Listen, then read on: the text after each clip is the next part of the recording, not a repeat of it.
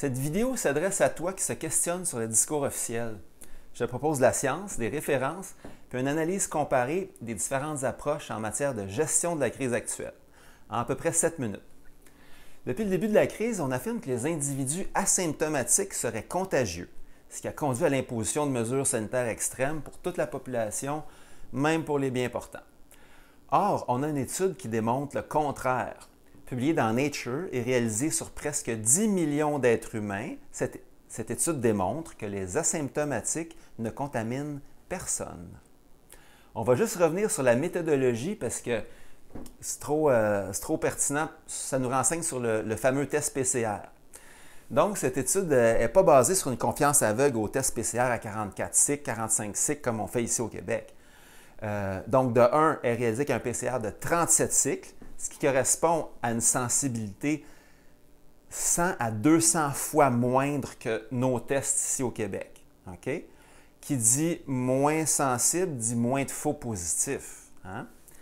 Puis de 2, même si le PCR était 100 à 200 fois moins sensible, ils ont quand même validé les résultats positifs avec des tests de virologie classiques, comme par exemple les tests antigéniques et les tests de culture virale.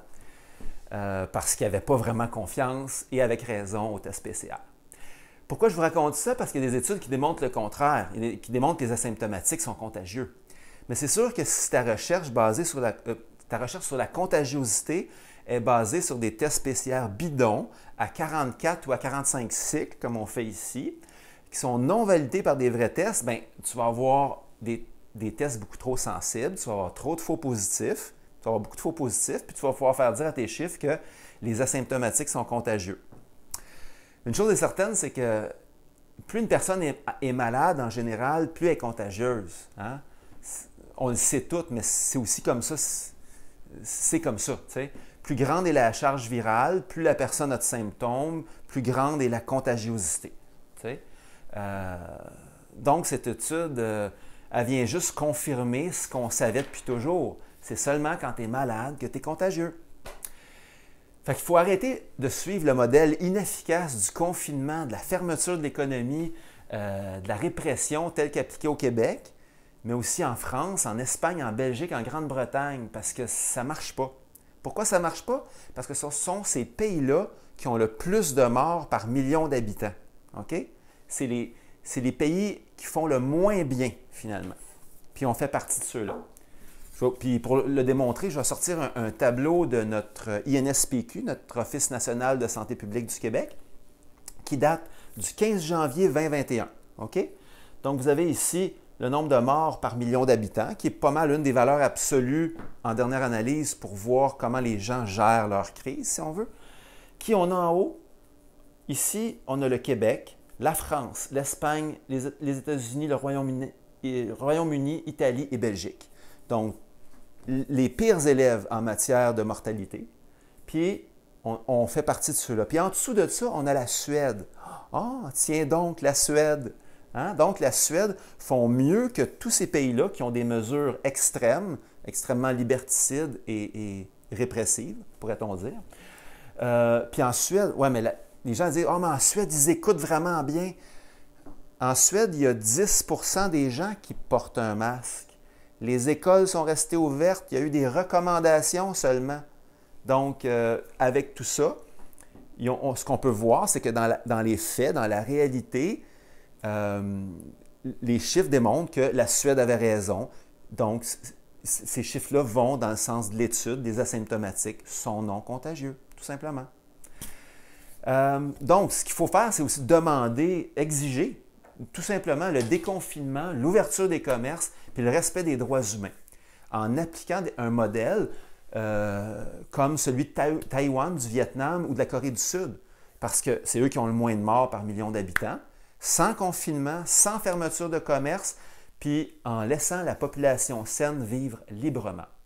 Qu'est-ce qu'ils font dans ces pays-là qui marchent? Mais c'est pas compliqué. Ils diagnostiquent qui? Les malades. Puis ceux qui ont été en contact avec les malades, pas tout le monde. T'sais? Donc, c'est logique. Encore là, ça va dans le sens de cette étude-là. On laisse faire les gens sains, on ne s'en occupe pas trop, mais on se concentre sur les malades puis leurs proches. Okay? Puis, qu'est-ce qu'ils ont fait? Ils ont traité aussi leurs malades avec des bons vieux médicaments comme l'hydroxychloroquine, l'ivermectine, l'azithromycine, puis les substances naturelles, les plantes comme l'artémisia annua et j'en passe. Le zinc, tout ça. Des choses qui... Beaucoup d'études, il y a énormément d'études sur ces substances-là qui démontrent leur efficacité. En fait, c'est ça. Puis, en fait, au Québec, on a même, en août dernier, un docteur en santé publique du Québec, ses collègues de l'Université de Montréal qui ont tenté à de multiples reprises d'entrer en communication avec le gouvernement Legault. Ils tentaient de proposer un modèle basé sur le dépistage rapide, comme dans les pays asiatiques que je viens de nommer. Puis, eux, ce qu'ils prétendaient, c'est qu'on pouvait, en faisant ça, arrêter l'épidémie sans confinement, sans fermeture de commerce, puis pour 4000 fois moins cher économiquement que ce que fait le gouvernement Legault en ce moment. Donc, puis l'équipe de Legault n'a même pas daigné répondre à cette offre en or faite par nos scientifiques québécois. Ce qui est un peu une honte, finalement. Donc, on doit dire à M. Legault, soyez raisonnable, s'il vous plaît. Vos mesures sont injustifiables scientifiquement. Donc, je suis Pascal Rouesquier, Sutton, Québec. Merci. Puis, en dernier, je voudrais juste vous dire que si vous avez aimé la vidéo, vous pouvez la partager. Vous pouvez aller voir les références aussi. Il y a un petit plus sur YouTube. Si vous cliquez sur le plus, vous avez tout le texte. Vous pouvez l'envoyer à votre député. Vous pouvez l'envoyer à M. Legault. Puis, vous pouvez partager le texte ou la vidéo. Ça me fait plaisir. Et consulter les références scientifiques, bien entendu. Merci énormément. Bonne journée.